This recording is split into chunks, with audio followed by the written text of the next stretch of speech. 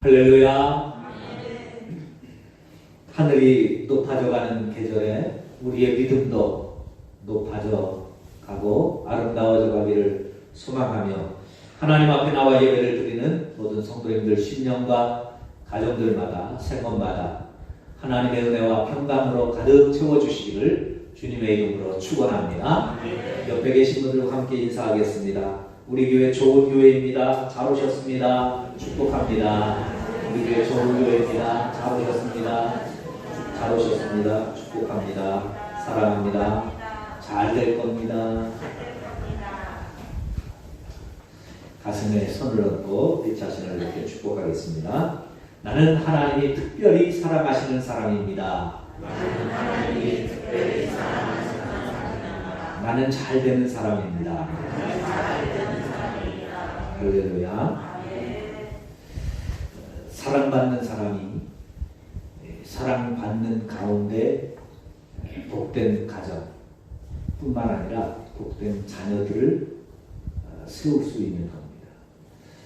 그래서 사랑을 우리가 하나님 앞에 사랑을 받으면 우리도 그 받은 사랑으로 우리의 믿음의 자녀들 뿐만 아니라 믿음의 후손들을 복되게 키워가고 세워갈 수 있는 힘이 거기서 나오는 거예요.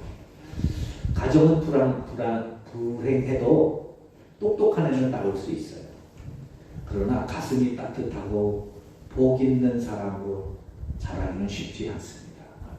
그래서 우리 마음속에 따뜻한 사랑이 있어야 되고 성령의 불이 있어야 되고 은혜의 말씀이 있어야 되고 주의 사랑에 대한 확신이 있어야 됩니다. 할렐루야. 다시 한번 가슴에 손을 얹고 우리 자신을 고백합니다. 나는 하나님의 특별한 사랑을 받는 사람입니다. 나는 잘 되는 사람입니다. 할렐루야. 지난 월요일 10월 3일 NCMN에서 주관하는 마이오켈 함께 걸어요라는 걷기 운동이 있었습니다. 내 주변 5km 안에 있는 사회적 약자들을 돕기 위한 운동입니다. 저와 제 아내도 새벽 5시에 출발을 해서 서울역으로 갔습니다. 코로나 기간이 있어서 3년 동안 실행하지 못하다가 약 3년 만에 실천하는 것인데 새벽부터 비가 와서 걱정을 많이 했는데 5천여 명의 신천자 중에 약 4,300에서 500여 명이 전국 각지에서 참석했습니다. 유모차를 타는 어린아이부터 80여 세 어른들까지 약 4,500여 명이 참석하여 우산을 쓰고 또 우비를 쓰고 함께 걸으며 비가 오는 가운데서도 성황리에 마칠 수 있었습니다. 서울역 광장에서 용산 전쟁기념관까지 한 3km 정도를 1시간 정도 걷는 것인데요. 다들 잘 참석하셨습니다. 참석비가 2만 원인데 이것으로 5천 명이 참석해서 모금된 1억 원을 사회적 약자를 돕는 데 사용하게 되었습니다. 다음에는 우리 성도들이 좀 더 많이 참석하면 좋겠다는 그런 감동을 받았습니다. 오늘 본문은 계속해서 말씀드리지만 21장 23절에서부터 시작이 되는 대제사장들과 종교 지도자들, 백성의 장로들이 예수님의 권위에 대한 질문에 대한 답으로 이 비유를 들려주신 겁니다. 그래서 오늘 본문 1절에서 거기에 대한 답으로 주시는 것임을 다시 한번 확인시켜 주시죠. 예수께서 다시 비유로 대답하셨다. 무슨 권위로 이런 일을 하느냐? 성전에서 가르치시는 그 예수님에 대해서 그 무슨 권위로 이런 일을 하느냐 하는 것에 대한 질문에 대한 답으로 내가 하는 권위는 이 권위다 라고 하는 답입니다. 그렇기 때문에 이 본문을 가지고 거기에 대한 포커스로 설교를 하면 바로 끝날 수 있지만 그러나 이 말씀을 통해서 이 보험서를 밀천도 운동하면서 읽으면서 저도 말씀이 자꾸 점점 더 풍성해져 가고 깊어져 가고 뜨거워져 가는 것을 보면서 우리 성도들의 마음에도 이런 그 은혜가 있었으면 좋겠다. 그래서 지난주에 설교를 했지만 다시 한 3주 정도 더 연장을 해서 이 말씀을 통해서 은혜를 함께 방향을 달리해서 보는 시각을 좀 달리해서 이렇게 말씀을 좀 살펴보려고 합니다. 그래서 이 말씀을 통하여 우리가 하나님을 만나고 또 우리의 사명을 깨닫고 또 우리가 가야 될 믿음의 길, 방향을 찾아가는 그런 은혜가 있기를 간절히 바랍니다. 오늘은 이 말씀을 통해서 하나님은 어떤 분이신지 그 하나님을 다시 만나게 되는 그런 은혜를 함께 나누려고 합니다. 먼저 하나님은요, 잔치자리를 만드시는 분입니다. 따라해 보실까요? 우리 하나님은 잔치자리를 만드시는 분입니다. 할렐루야. 가을철이 다가오면서 더군다나 코로나19가 점점 이제 잦아들면서 여기저기 한동안 뜸했던 청첩장들이 다시 오게 되지요. 여러분들도 아마 많은 청첩장을 비롯한 초대장들을 받으시게 되리라 여겨집니다. 근데 여러분, 어느 자리까지 초청을 받아 보셨습니까? 어떤 사람의 자리까지 초청을 받아 보셨습니까?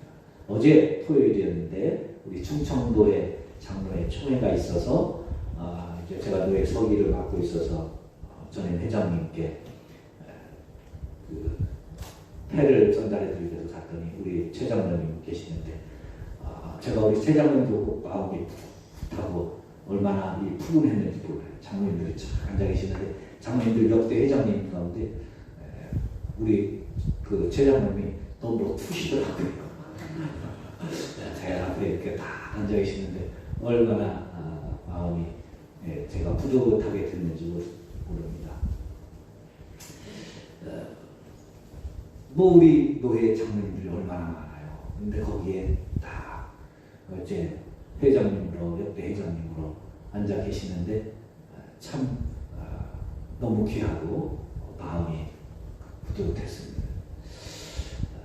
우리를 초청하는 자리, 우리의 수준에 따라 초청하는 자리가 달라지잖아요.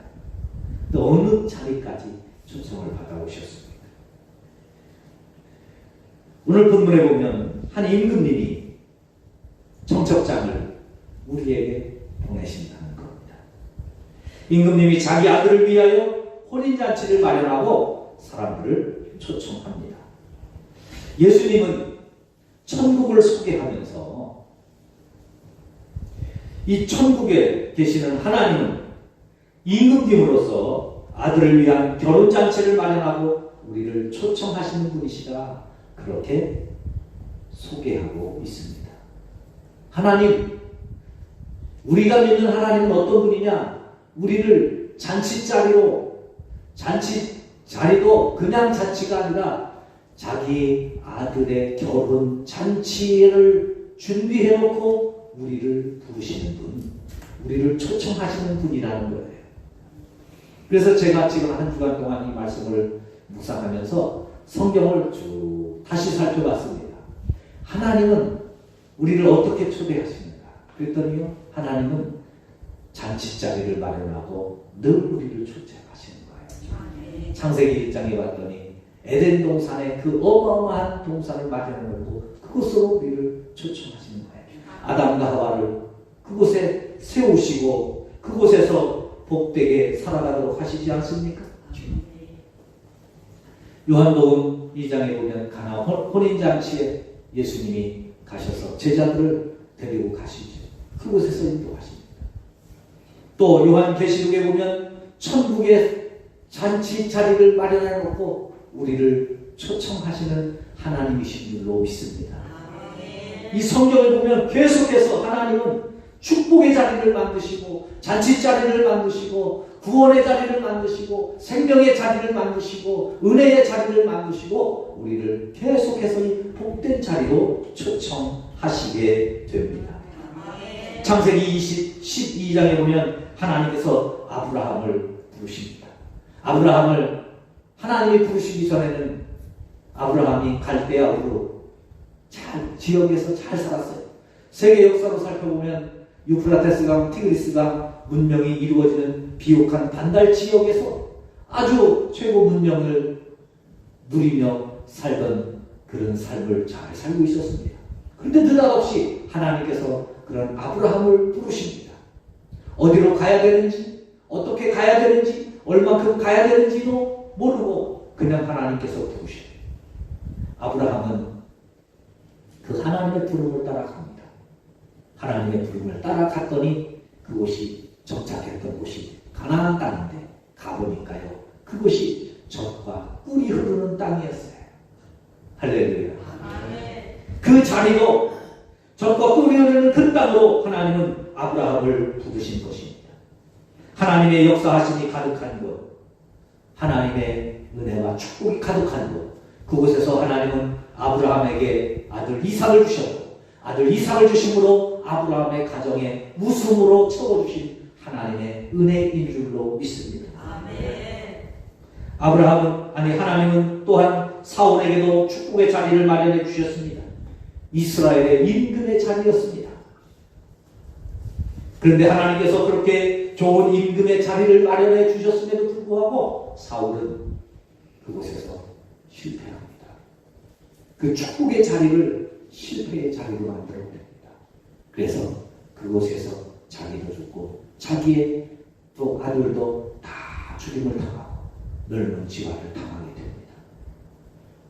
임금의 자리, 축복의 자리였지만 실패의 자리로 만든 그 다음에 그 자리를 이어받은 사람이 다윗이었습니다. 어떻게 보면 복이 든 성배와 같은 자리일 수 있습니다. 그러나 다윗은 그 자리, 하나님이 주시는 축복의 자리이기에, 하나님이 주시는 생명의 자리이기에, 하나님이 주시는 구원의 자리이기에 그 왕의 자리를 하나님의 축복의 자리로 잘 가꾸어서 다윗뿐만 아니라 그 아들 솔로몬, 그 이후에 그의 자녀들을 통해서 자자손손 이스라엘 최고의 왕의 가문으로 그들의 가문을 세워갔던 것을 볼 수가 있습니다. 다윗은 베들레헴 시골 출신입니다. 배운 것도 없고 가진 것도 없고 그 가문은 초라하기 그지없는 가문입니다. 사울의 가문에 비하면 비교조차 안 되는 아주 빈곤한 가문입니다. 그러나 하나님께서 그에게 축복의 자리, 잔치 자리를 마련하는 그곳에서 하나님의 축복을 받아 누림으로 다윗, 이스라엘뿐만 아니라 전 세계적으로도 존경받는 다윗. 그래서 전 세계의 많은 사람들이 이 다윗의 이름을 자기하고 관계가 없음에도 불구하고 자기의 자녀들에게 이름을 지어주잖아요. 유럽 사람들 보면 데이빗. 우리나라에도 우리 기독교 역사에 한 획을 세우셨던 조영기 목사님도 한동안 저 다윗 목사님도 이름을 개명할 정도로 그렇게 아주 위대한 신앙의 본을 보였던 분이 다윗. 그 다윗에게 하나님 잔치 자리를 부어 주신 것입니다. 그 자리에서 하나님의 축복을 받아 누리면서 그 은혜가 얼마나 큰지 다윗이 고백한 시가 있지 않습니까? 시편 23편. 여호와는 나의 목자시니 내게 부족함이 없으리로다. 그가 나를 푸른 풀밭에 누이시며 쉴만한 물가로 인도하시는도다. 여러분, 우리가 다윗을 잘 알지만 다윗의 삶에 부족함이 진짜 없었습니까? 다윗이 얼마나 파란만장한 삶을 살았습니까? 임금이 되어서 임금의 자리에 있었지만 사촌 동생인 그 요압 장군 또 아마샤 장군들이 처음에는 헌신했지만 조금 힘이 올라가면서 그 군사력을 가지고 다윗을 얼마나 힘들게 했는지 몰라요. 그래서 다윗이 자기 아들 솔로몬에게 왕위를 계승해 주면서 제일 먼저 주의해야 될 인물, 자기의 사촌 동생 요압, 아마시, 그거 조심해라. 왜? 너무너무 힘들었거든. 그뿐이에요. 자기 아들 압살롬이 반역을 일으켜서 아버지 목에 칼을 들이대고 자식이 임금자리에 내노락하지요. 넷째 아들인 아도니아도 그걸 배워서 또 아버지한테 반역을 해서 아버지 임금 자리에서 내쫓고 자기가 올라가려고 하죠. 파란만장한 삶을 삽니다. 죄를 범해서 낳았던 자식이 죽는 그 고통도 경험하고요. 그럼에도 불구하고 다윗은 하나님 앞에 여호와는 나의 목자시니 내게 부족함이 없으리라고 없다고 고백하는 것은 그 순간순간 아픔이 있고 고통이 있고 괴로움이 있지만 그러나 하나님께서 그곳에서 이길 수 있는 믿음을 주셨고 은혜를 주셨고 그를 이끌어가시는 성령의 인도하심에 순종했을 때 그것을 믿음으로 능히 이길 수 있었기에 하나님은 내가 편히 쉴 수 있는 푸른 초장으로 인도해 주셨습니다. 힘들고 답답하고 어려울 때에 우리의 마음을 시원하게 해주는, 속 시원하게 해주는 맑은 시냇물가로 인도해 주셨습니다. 고백했던 것입니다. 그러면서 고백하지요. 주께서 내 원수의 목전에서 내게 상을 차려주시고 기름으로 내 머리에 부으셨으니 내 잔이 넘치나이다. 내 평생에 하나님의 선하심과 인자하심이 반드시 나를 따르리니 나는 여호와의 집에 영원히 살겠습니다. 하나님의 은혜로 가득한 삶을 살았음을 고백하고 있습니다.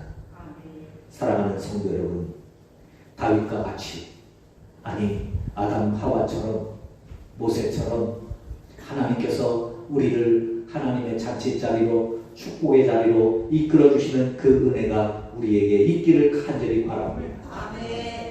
하나님은 베드로에게도 잔치자리를 마련해 주셨습니다. 예수님의 제자로 불러주셨습니다.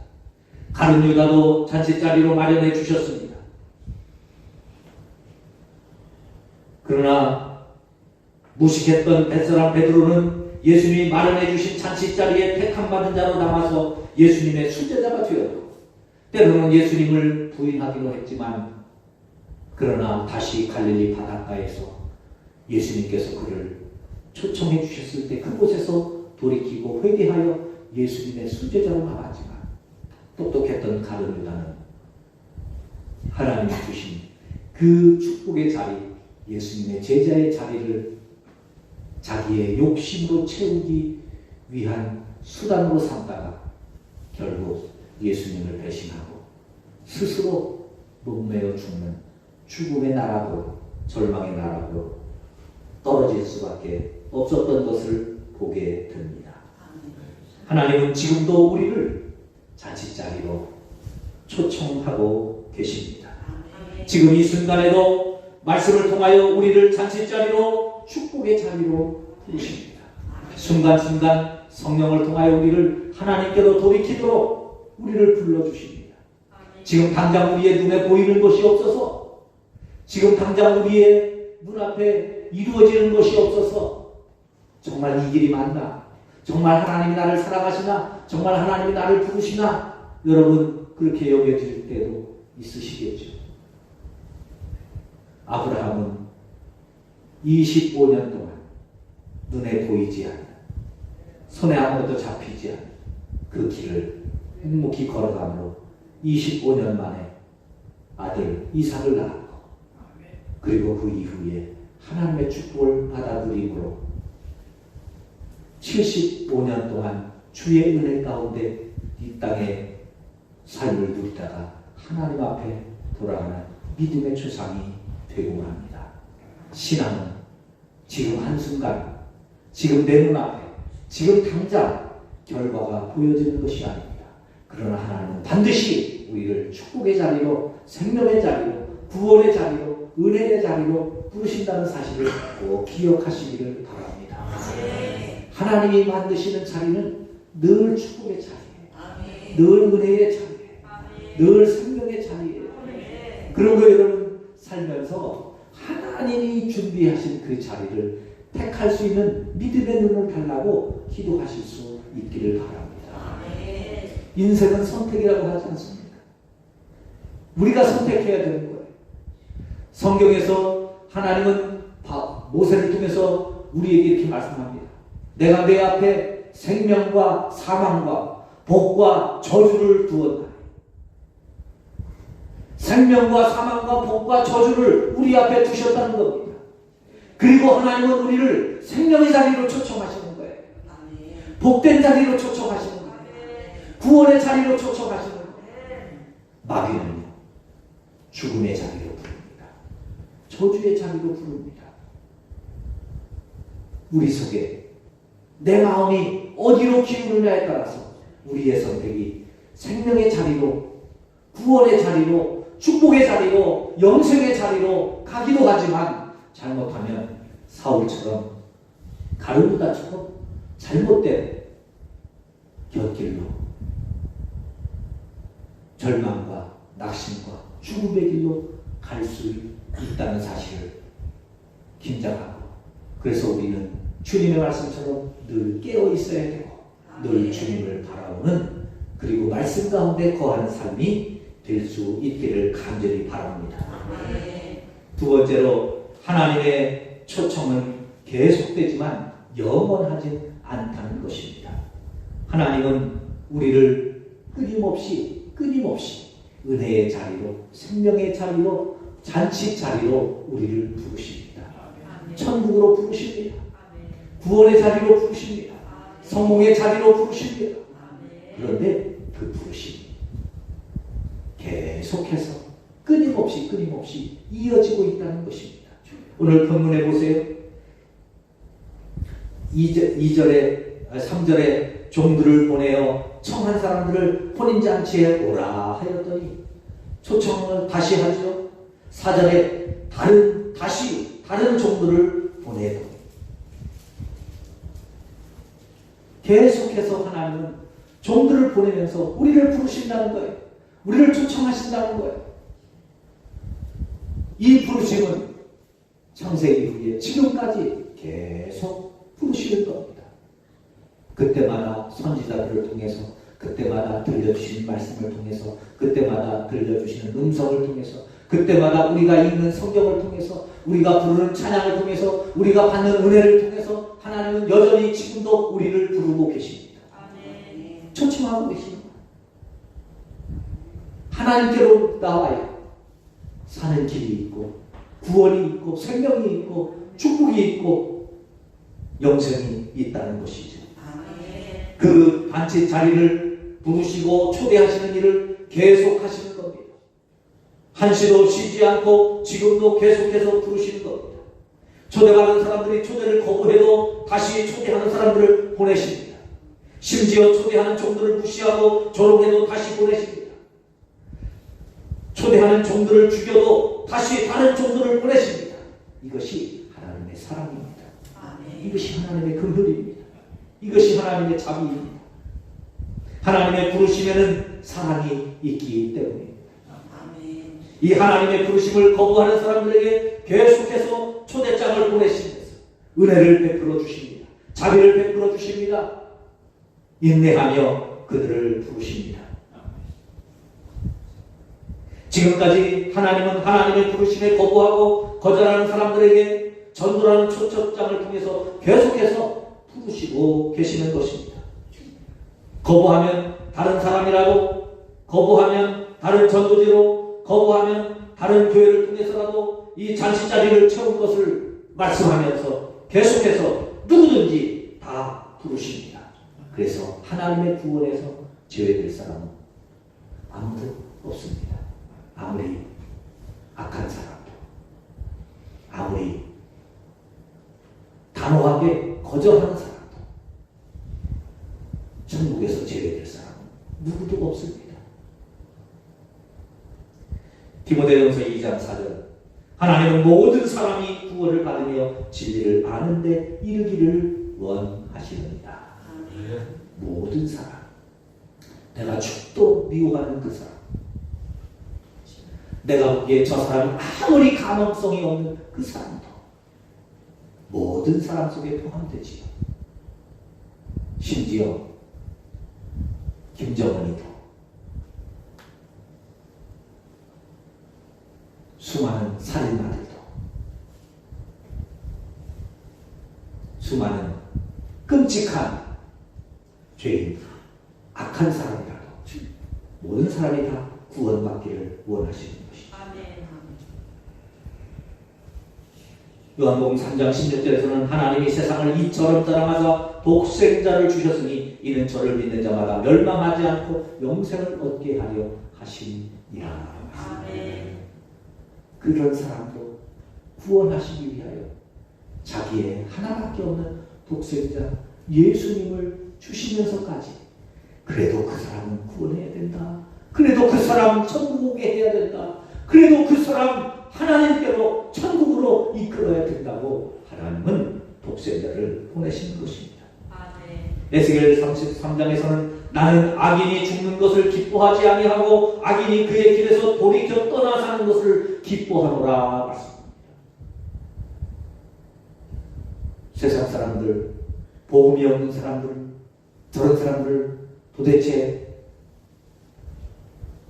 왜 살려주나 그렇게 하는 그 사람도 하나님은 악인이 죽는 것을 기뻐하지 않고 그가 돌이켜서 악에서 떠나서 하나님께로 돌아오는 것을 기뻐하신다고 말씀합니다. 이렇게 하나님은 모든 사람을 구원받기까지 하나님의 초대는 계속됩니다. 여러분, 그 초대를 지금 누구를 통해서 하실까요? 그 초대를 지금 누구를 통해서 하실까요? 하나님은 그 초대를 지금 저와 여러분들을 통해서 우리 성은교회를 통해서 초청장을 다시 보내기를 원하십니다. 아멘. 사랑하는 성도 여러분, 우리는 하나님의 사랑의 초대장을 들고 나가야 될 사람들입니다. 하나님의 초청장을 들고 나가야 될 사람들입니다. 하나님께서 계속 초청장을 보내기를 원하시기 때문입니다. 베드로후서 3장 9절 주의 약속은 어떤 이들이 더디다고 생각하는 것 같이 더딘 것이 아니라 오직 주께서 너희를 대하여 오래 참으사 아무도 멸망하지 아니하고 다 회개하게 이르기를 원하시느니라. 하나님은 지금도 길이 참으시면서 우리 아내, 우리 남편, 우리 자식, 우리 부모님, 내 친구를 기다리고 계십니다. 지금도 인내를 하시면서 한 영혼을 기다리고 계십니다. 그렇게 참고 견디며 기다리고 계시는 하나님의 인내를 경험했던 구약의 신앙의 선배들은 이렇게 고백합니다. 여호와께 감사하라. 그는 선하시며 그 인자하심이 영원함이니라.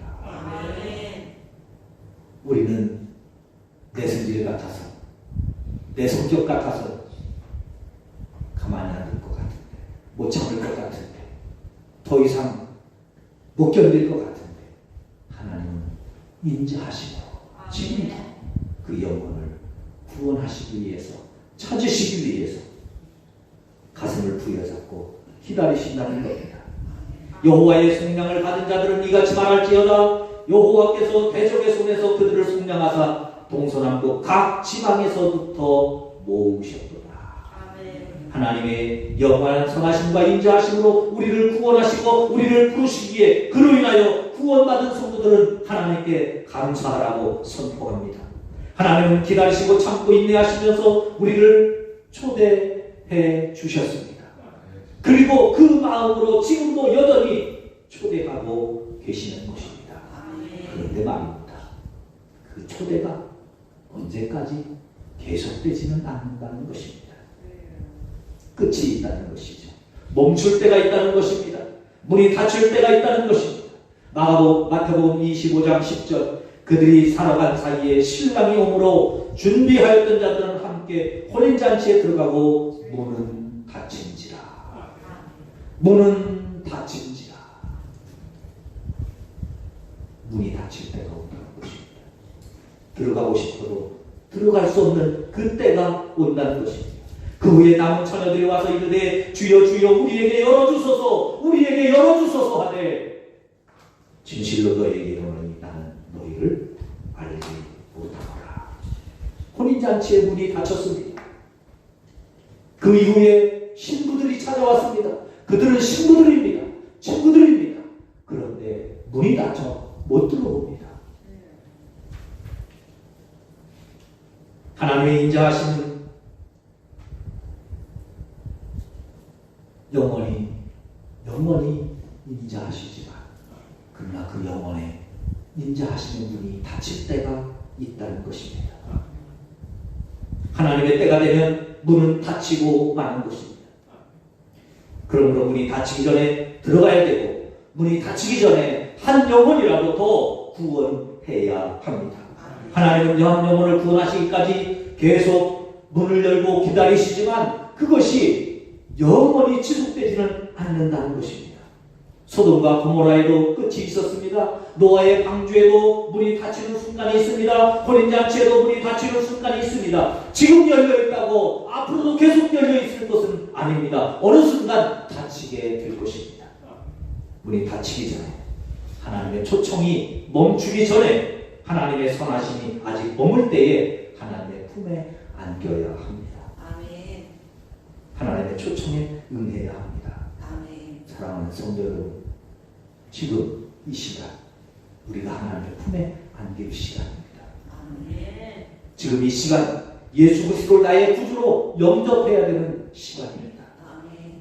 지금 이 시간 하나님을 나의 아버지로 나의 창조주로 나의 죄를 용서해 주시는 하나님의 품에 안겨 죄사함을 받고 구원의 자리에 이르러야 할 시간입니다. 그리고 우리의 자녀들을, 우리의 가족을, 우리의 친구를, 우리의 이웃을 같이 초대해야 할 시간입니다.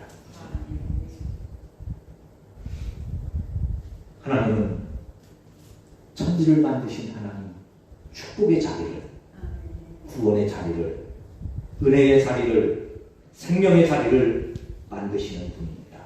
그리고 그 자리를 저희와 여러분들에게 내어주시면서 부르시고 계십니다. 인내하며 기다리며 우리를 찾고 있습니다. 우리 자녀들을 찾고 있습니다. 우리의 이웃을 찾고 있습니다. 한 영혼이라도 더 구원하시기 위하여 지금 참고 기다리고 계십니다. 문이 닫힐 날이 곧 다가옵니다. 문이 닫히기 전에 한 영혼이라도 더 구원하도록 하나님의 잔치자리에 더 들어가도록 함께 복음을 전하며 나아가실 수 있기를 바랍니다. 한 영혼을 향한 하나님의 간절한 그 마음을, 소원을 이루어드리는 저와 여러분들, 우리 교회가 되어 하나님의 잔치자리가 차고 넘치는 자리로 만들어가는 일에 우리가 쓰임받게 되시기를 주님의 이름으로